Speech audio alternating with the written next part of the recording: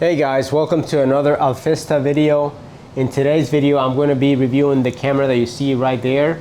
This is a Dashcam from FITCAMX. This camera is compatible with many automotive brands, and this right here is installed in a 2021 Alfa Romeo Stelvio. This camera is going to work on any 2017 or newer Stelvio, Giulia, or Tonale.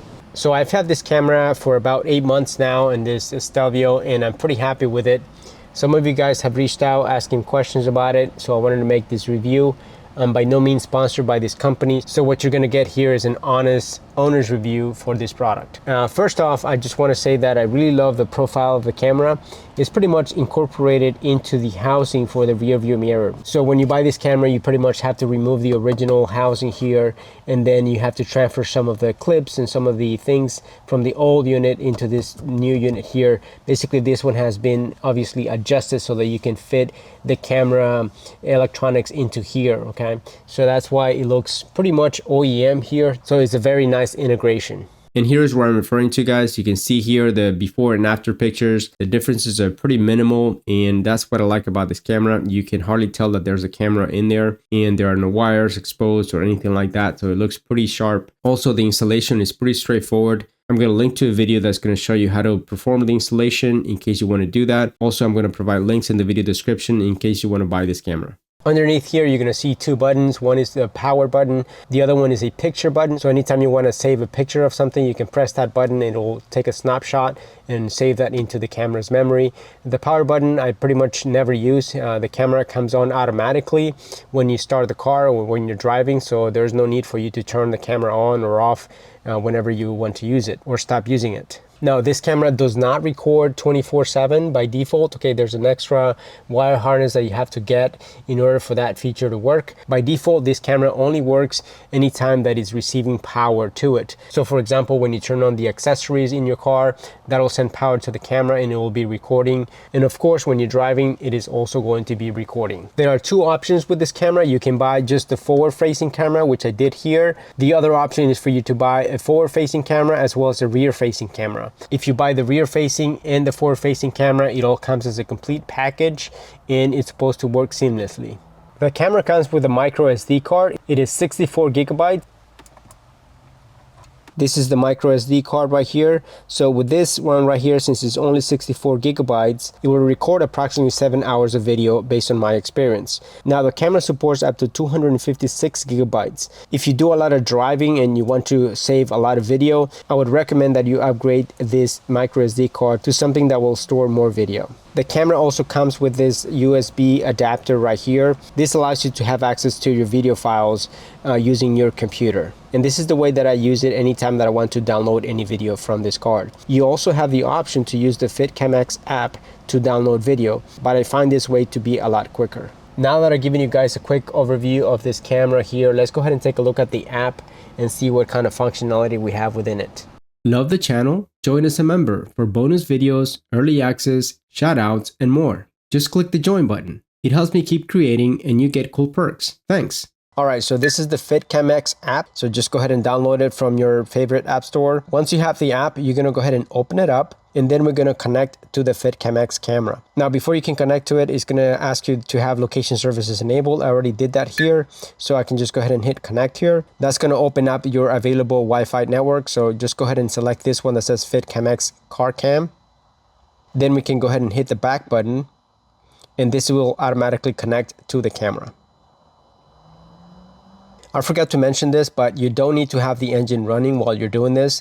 You can, but it's not necessary, okay? So right now I just have the accessories and it turned on in the car, and that's why I'm able to connect to it. All right, as long as the camera is getting power to it, then you'll be good to go. Here you can see it's already connected, and this is a live view. Now I have a couple of buttons here. The one that looks like a video camera, that one is to stop the recording, and the one below it is this one here. If I hit it, it's gonna take a picture, basically a snapshot of what's happening right now, and that's going to save it into the memory card. You can also turn this sideways by pressing this button right here. If you hit that button again, that's going to return it to portrait mode. Now down here you have this button that says camera file.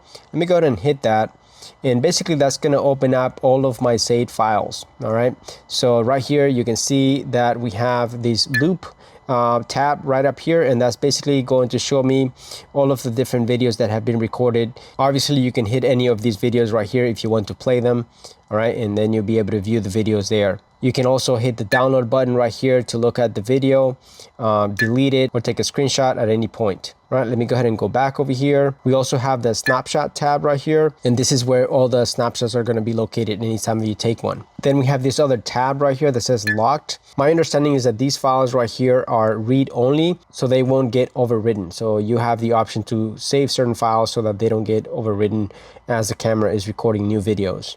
Lastly, we have parking over here. This right here is going to relate to videos that are going to be recorded when the car is parked and something hits it. All right, so there's an extra wire harness that you have to buy for that. I don't have that here installed in this camera, but as I understand it, you can attach an extra wire, and that could detect someone crashing into your car, for example. The camera will turn on and it'll start recording automatically.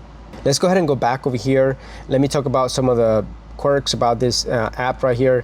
Right now, as I was recording, it dropped the connection several times, so I have to reconnect. So that's one of the things that I've noticed. You know, I don't get into this app very often, so I can't say for sure whether this is something new or maybe it's just happening recently. So I would suggest that you get the latest version of the app in case that this is a bug that is going to be addressed in a future app version. Now let's have a look at this other button here that says camera settings. If I hit that right there, that's going to take me to this screen right here. That's basically allows me to control a lot of different things. For example, I can say sound recording. Right now I have that turned off. If I enable that, then the camera is not only going to take video, but it's also going to be recording audio. The speaker volume right here, I'm not really sure. I've never really messed with this right here, so I'm not really sure what that does. Then right here you have the video resolution. You have different options here. If you select, for example, a lower resolution, that will allow you to save more hours of video. Now, if you select, for example, the highest resolution, which is 4K, that obviously going to eat up more memory, so you're not going to be able to save as many videos as before.